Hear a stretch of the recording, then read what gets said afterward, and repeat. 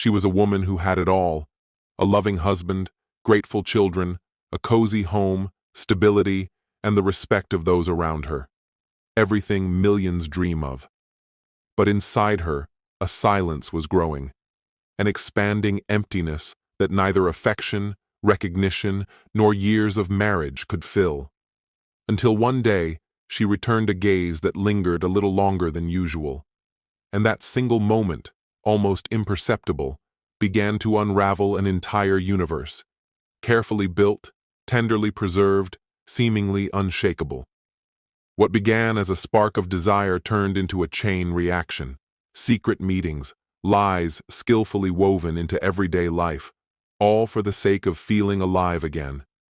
But every step toward freedom came at a cost. Love, trust, reputation, family, everything was on the brink of vanishing. One wrong choice, one passion, and consequences that couldn't be hidden from, even in the darkest corners of the soul. Then came the day when the doors started closing. The house stopped feeling like home. Her husband was no longer a pillar of strength. Her children, no longer allies. All that remained was the truth. And now, she's left with one question. Is it possible to reclaim even a fragment of what was lost, when all that's left are the shattered pieces of trust and the shadow of a former life? Hello, my friend. I'm so glad you stopped by my channel. If it's your first time here, don't forget to subscribe and like this video, as every like truly inspires me. Please tell me which city and country you watched this video from.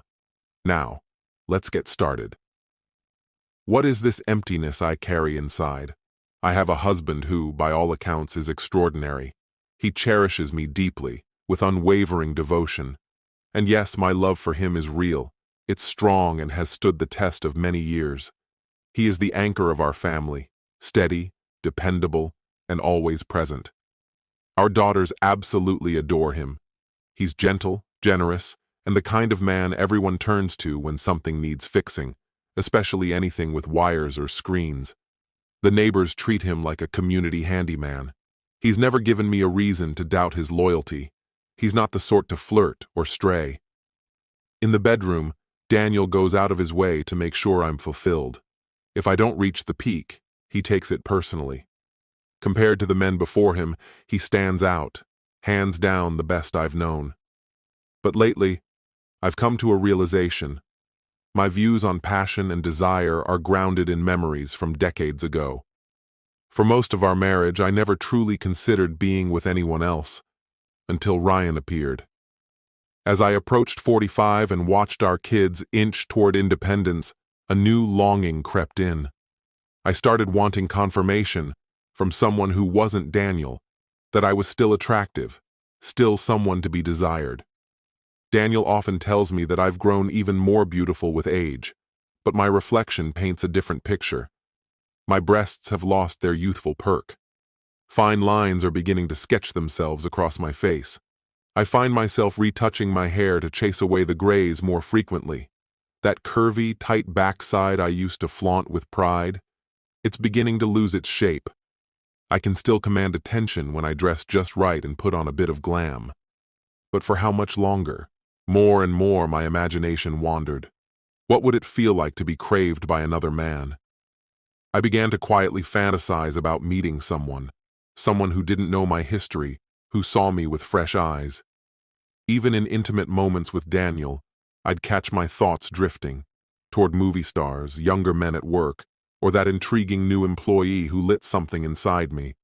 I slowly revamped my wardrobe: skirts with daring hems, push-up bras, blouses that revealed just a hint more. The change didn't go unnoticed.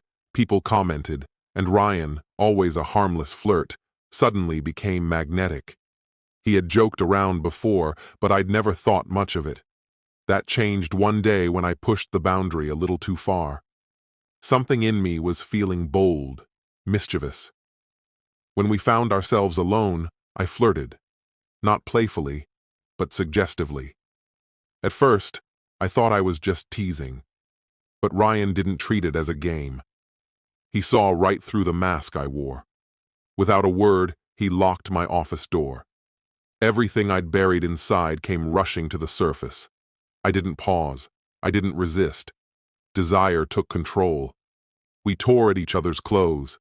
I shoved everything off my desk. It was wild, frenzied, over in a blur. Then came the silence. Somehow, we went unnoticed. We threw our clothes back on. He left. I remained, stunned, trying to restore order to the room and to myself. I washed off my makeup, sprayed to get rid of the smell of intimacy that hung in the air, and tried to calm my racing heart. I was trembling, not from fear, but from excitement.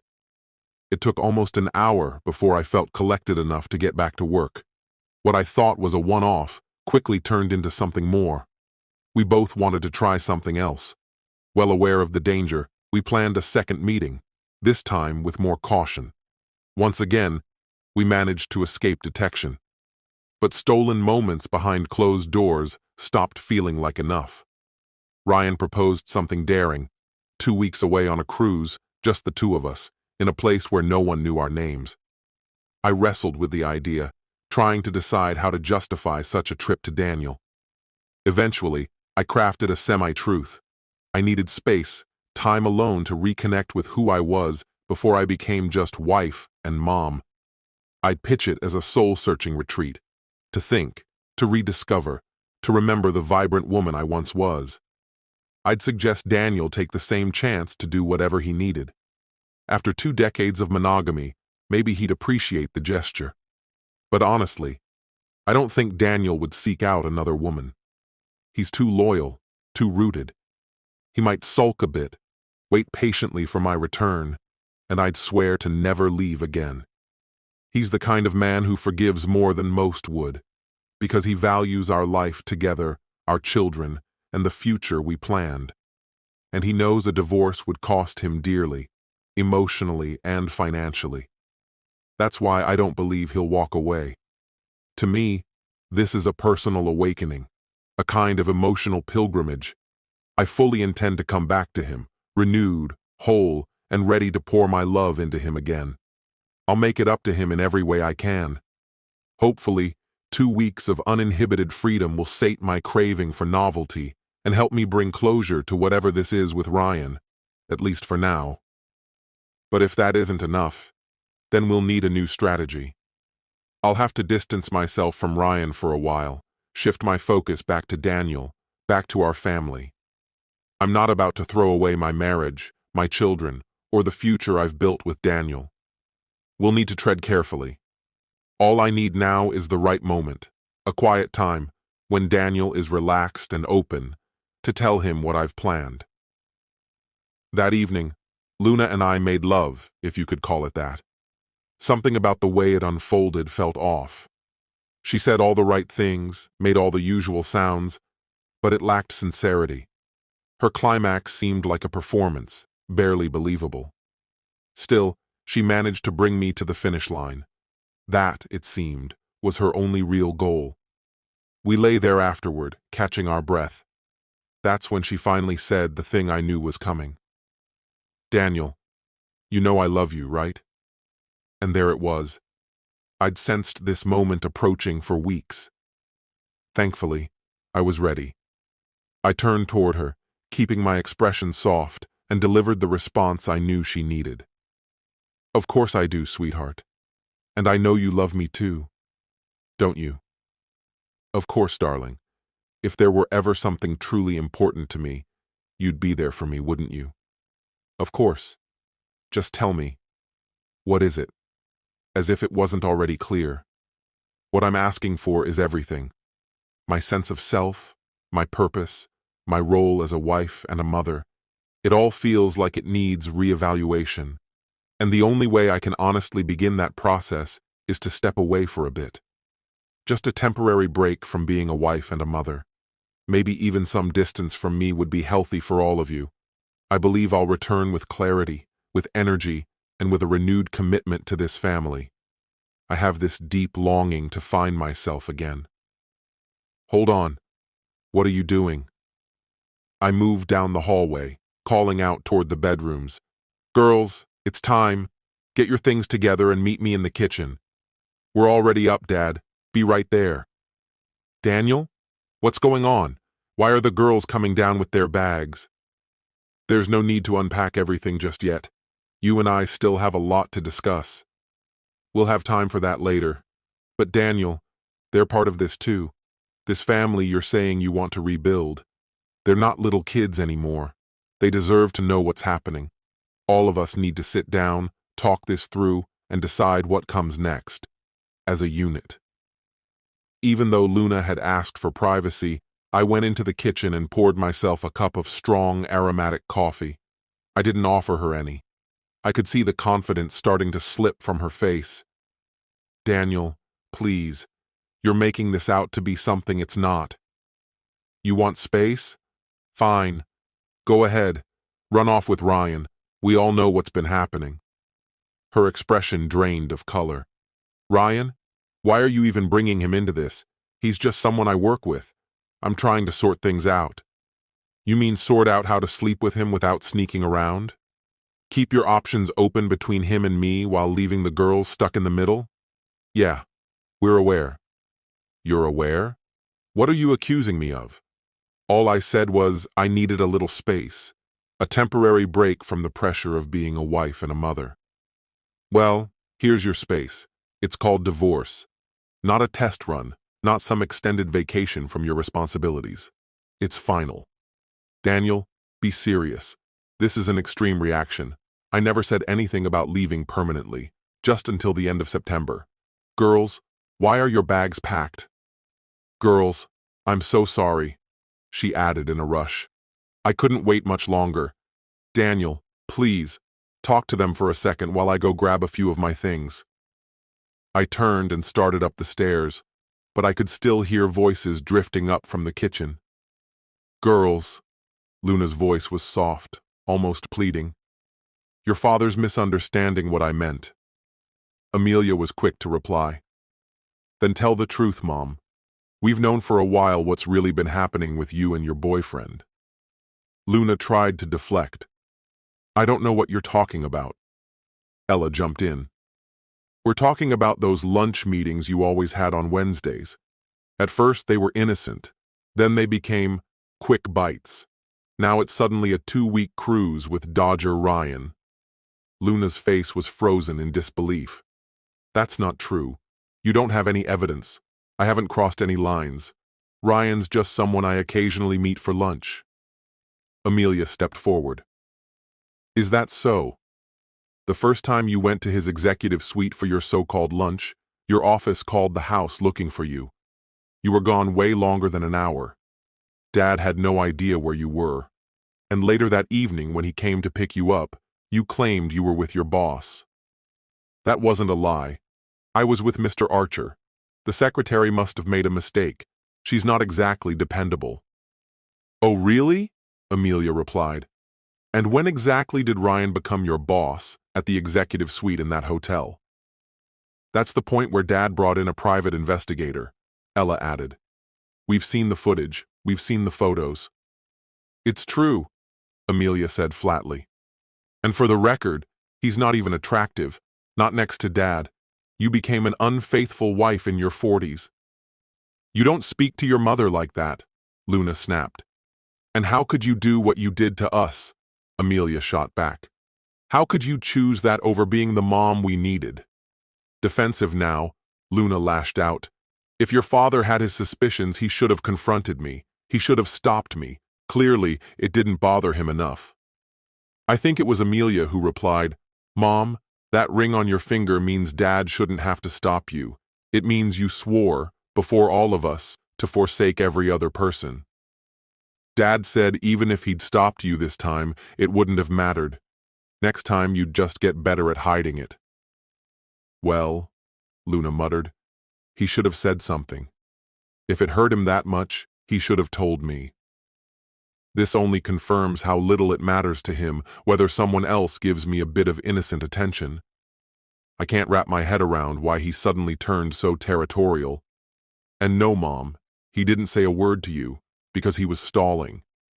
His legal and financial advisors were hard at work making sure you wouldn't be able to dig your claws into his assets during what he assumed would be a routine separation. He wanted to make absolutely sure that neither money nor the fear of losing it would sway his choice about staying in the relationship. A few weeks later, he brought us all together and laid everything out. Then he played a video. What we saw and heard in that footage made our stomachs churn. Ella and I immediately assured him he had our full support. The priest explained that the current divorce system tends to lean in favor of the wife, even in cases where she's the one who's broken the marriage vows. Like I said, his attorney and accountant had been subtly working to cut back your spending for some time. I'd be willing to bet you didn't notice that. Thanks to all this, Ella's and my college funds are now completely protected. Shocking, isn't it? I imagine it cost him a fortune. Where'd he get that kind of cash? Ah, now I get it. He knew I'd never ask him to touch our college money. That's icy, heartless, really. And you're probably convinced that Ella and I conspired with Dad to betray you. But that's not what happened. No, Mom. You and your new flame schemed behind our backs. Whether you convinced yourselves your fling was harmless, or you purposely sabotaged this family while cozying up to your boyfriend and pocketing a chunk of Dad's cash, that's on you. We were simply trying to shield ourselves, and trust me, that wasn't a small task. Ella cracked a joke, and we both laughed. Small woman, colossal disaster. Okay, girls, I said as I came down the stairs, bags in hand. Luna looked like she'd seen a ghost. Daniel, can't we just sit down and talk? Please. I know I screwed up. I don't want us to break up. I never wanted a divorce. I'll call Ryan right now and end it. I'll cut all ties, I swear. I never meant to leave you or run off with him forever. Oh, honey, that ship's long gone, I replied. And speaking of ships, I hear you and Ryan already booked a 2-week cruise. My advice? Enjoy it while you can, because once you're back, things are going to get a whole lot harder. What do you mean? Well, first of all, you'll be handling everything around here on your own. The girls and I are moving out. We've got a new place lined up. Dad! Did we get the one with the hot tub? Please tell me we did. As of 2 days ago, it was still available, I told them. We might have to crash in a hotel for a bit, but it looks like it'll be ours soon enough. The girls squealed in delight. And second, I added, you won't be enjoying this house alone for long. Ryan's going to need somewhere to stay. According to Molly, his current residence won't be his much longer. Wait, Molly? You talked to Ryan's wife? Yep. She's completely unfazed by your little vacation. But here's the twist. Ryan wasn't exactly truthful with her. He claimed he was headed to California for a professional internship. But I thought their divorce was almost final. Interesting you bring that up. When I met Molly nearly 2 months ago, she hadn't heard a word about any divorce proceedings. She's been quietly waiting for you two to go public so she could take action. I gave her a quick call just now while I was upstairs. Sounds like Ryan's being kicked out as we speak. She mentioned her older brother was coming over to help handle the garbage. He told me she was okay with it, that she agreed to the divorce and didn't care that we were taking this trip. He also told you he had a 2-week internship, right? Well, about a week ago, Molly checked in with his boss, Mr. Archer. You know, your boss too? Oh God. Exactly. Which brings me to the third thing. When you two return from your romantic getaway, neither of you will be going back to work. Your employer was just waiting for my go-ahead. He can't do that. We're valuable employees. You're workers who broke company policy by having a personal affair during business hours. Molly and I had enough evidence to make a legal case, and your boss was more than happy to dodge a lawsuit by firing you both and hiring replacements. This isn't how any of this was supposed to turn out, Luna cried. No, it's not. You were supposed to honor your vows, to your husband, to your kids. We were meant to grow old side by side, retire in peace, and spoil our grandkids together someday. Instead, you threw it all away for a fling, and now you're left with less money, no family, and a reputation that's about to take a serious hit. Daniel, I can't believe you're doing this. I thought you loved me. What else are you planning to do to hurt me? Glad you brought that up. If you try to drag out this divorce, I'll be sending a very curated compilation of your little escapades with Ryan to your parents, your friends, your colleagues, your neighbors, and maybe even a few less than reputable websites. Ryan's so-called charm wasn't exactly winning him any admirers. Let's be honest, it just wasn't enough. Daniel, believe me when I say this, I always came back. I just needed a breather, some time to clear my head and be alone. Give it a few more weeks, and everything would have settled back into place. But now, you're treating me like I've committed some unforgivable sin. After all we've endured together? Doesn't our marriage buy me even a little compassion? I thought I earned a bit of grace, maybe even a chance to make things right. Or maybe not. You already had your chances, again and again. You just kept choosing Ryan over being present for your family. You ask what this marriage meant to me? Well, 3 months ago, it meant the world. But that's when it became clear. You didn't care about our relationship anymore. Not like you once did. And our kids? They weren't even a priority. Luna, what you did left a mark. It broke something in me. I was in such a dark place that, if not for our daughters, I might have done something irreversible. I thought about pretending, playing the part, acting like things were okay. But then I asked myself, what kind of message would that send to our girls? I decided instead to teach them, through my choices, how to demand respect. I almost went through with a standard divorce filing, but the idea of losing time with our kids was too much. When my attorney warned me that your betrayal didn't guarantee I'd keep custody, I got focused. I was going to make sure you and Ryan paid for what you did. And honestly, I think we've done a decent job of that. Now listen, Luna. You don't get to just take the kids. I'm their mother too. And if you try to make a move, the court will see it as abduction. Don't test me, I mean it. Maybe you're not entirely wrong. But my attorney and I agreed to hold off on legal steps until Ella is old enough to decide where she wants to live. Amelia already signed a sworn declaration. Sure, you could try to keep Ella by force, but that's going to blow up in your face. Isn't that right, Mom? You remember me, stubborn, reckless, always pushing back. Picture me skipping school, dabbling in bad decisions, spiraling just to prove a point. And if that doesn't shake things up, I'll say Ryan's been inappropriate. With your blessing, of course. So yeah, Luna, we're not bluffing. What about you? This isn't how I imagined things unfolding. I figured you'd be shaken by the separation, but that eventually you'd let me come back, like some prodigal husband. No real fallout, no deep scars. I never intended for this to end in divorce. I just wanted you to realize that my brief escape came at too steep a price. But now, I don't even know what's left to salvage. That's on you. Maybe you should start planning how to support yourself without a consistent paycheck. Sell the house. Take your half. If you're careful, it'll stretch until you find work. Luna. As Daniel and the girls walked out, the phone rang. Probably Ryan, looking for a bed and a warm place to crash. Tell him not to touch any of my stuff. Well, except for you. They left before I could say anything else. Hello? Luna, we're screwed. They just left. Damn it, this wasn't how you said it'd go. I should have known better than to believe your nonsense. Hey, you didn't exactly resist. You jumped me in your office. Sure, I was into it, but you were the one throwing sparks. What's the point of blaming each other now? We need to figure out how to protect our jobs, and maybe our marriages. Can I come over? Molly threw me out. I can't afford a hotel. I guess it's all falling apart now, but I need somewhere to stay tonight. Try to get some rest. Tomorrow, we'll need to start damage control at the office. Can you come get me? I don't have my keys, and I'm not dealing with Molly again tonight. That night, when it all came crashing down, was the last time we were all under the same roof. Before the court date even came around, Luna vanished.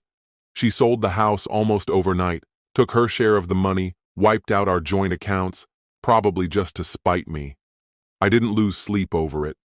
Most of the real assets were already safely tucked away in the girls' college fund. My share of the house netted about 20 grand. We'd taken out a home equity loan years ago to build a deck and patio, so the final value wasn't stellar. I used my portion to rebuild the emergency savings I'd drained for tuition. With my job and no alimony on the table, I was doing well enough. In the end, Luna's choices pushed me to delay filing for divorce for a year, so I could cite abandonment. That way, she couldn't reappear later asking for money or custody.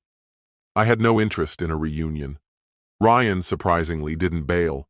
Word is, he found some low-paying gig and is living modestly, on his own. Molly? She's engaged to some divorced neighbor, but keeping it slow. Who can blame her? Once burned. I've had to bite my tongue more times than I can count. She came out ahead, and maybe she earned that. Things between me and the girls have stabilized. They've moved on with their lives. Amelia's on track to graduate next year. Ella might finish in just 3, though she's also seriously considering joining the Marines. They stay in contact with their mom on Facebook, but they've honored my wish to keep those interactions separate from anything involving me. I've returned to my old job, and there's someone new, an old acquaintance, a teacher who's been through her own divorce. With my daughters grown and her son nearly off to college, we're talking about the possibility of her moving in. Marriage hasn't really come up, but we've committed to being there for each other. Strangely enough, my intimate life is the best it's ever been. She's on birth control, and we're still cautious. I'm not about to take risks. I've learned that much. Luna, my ex-wife, always seemed to understand that part of me. The girls keep in touch, but they've made it clear. Their father won't allow my name into any conversation, nor will he share anything about his own life. It's as if our 2 decades together never existed. I was loyal. I loved him. I worked hard to be both a good mother and a supportive partner. I pulled my weight financially and emotionally. My paychecks went toward the mortgage, the cars, the school expenses, everything. So I didn't feel wrong for draining what remained in our accounts after he cracked. And really, what was there left to preserve? At least he'd had the foresight to pay ahead for the girls' college. That was smart, even commendable. How could I argue with that? But I've never been someone who chases money. What I can't stop asking myself is, who was I, truly? After 20-plus years of standing by him, did I deserve the storm that came crashing down because of 3 reckless months? They weren't cruel months. There was no betrayal of the heart, just bad decisions, plain and simple. Ryan was never some grand romantic prize. What made the affair feel exhilarating was the sheer recklessness of it. That feeling vanished the moment reality hit. Suddenly Ryan meant nothing. Then he had the gall to claim I owed him, that I'd destroyed his marriage. He wanted to move in. Imagine that. Why did I flee the city? Because I became the woman everyone whispered about, the cheater, the liar. And there was hard evidence. I felt exposed, like anyone could see straight through me. I didn't trust Daniel not to leak the video, to shame me even further. Practically overnight, he became Dr. Alcott again, calm, poised, unreadable. I left to get some clarity, to wait for the dust to settle. Deep down, I hoped Daniel might soften, that there was a chance, however small, for reconciliation. Now, I live somewhere in between the past and the future. My work is stable. I used to be in finance, explaining to frustrated clients why insurance hadn't covered what they thought it should. These days, I do something similar at a hospital, helping patients navigate their medical bills, explaining the confusing fine print of their coverage. Mr. Archer, my old boss, didn't sugarcoat things when he gave a reference. He was honest about my mistakes, but also about my strengths. My new supervisor took a risk in hiring me and made it clear that even a hint of unprofessional behavior would end it all. I live in a modest apartment now. I don't need much. My social life is nearly non-existent. I spend too much time on an online forum for women left behind after infidelity. Some of their stories make mine seem almost mild. But I haven't let myself go. I still look good. I still carry myself well. Daniel knows I was a good partner, a good mom. Can he really stomach the idea of diving into the chaotic world of dating at his age, just to replace what we had? I think I'll wait. Maybe the girls will warm up to the idea of nudging him back toward me. He's in the process of finalizing the divorce. Me? I'm quietly hoping there's still a path back. I replay the good times often. A song, a smell, an old picture. It's all it takes to send me back. The pain it brings is hard to describe. I cry more than I'd ever admit out loud, and I can't believe Daniel doesn't feel that too, especially when he's with our daughters. How many of those memories include me? He must miss me, even if he doesn't want to. We were a part of each other's lives for too long to just erase that. Daniel, if even the smallest part of you still holds love for me, please hear this. If there's any piece of you that remembers who I was to you, who we were together, then I am begging. Give us another chance. I won't make the same mistake again. I was foolish to risk 20 years of shared life for something so shallow. I just hope you won't be equally foolish by refusing to see that one wrong turn doesn't mean we can't still find our way back. This story has come to an end. What's your opinion? Share it in the comments, my friend. And if you like this story, check out other exciting videos on my channel. I'll say goodbye until the next video. See you.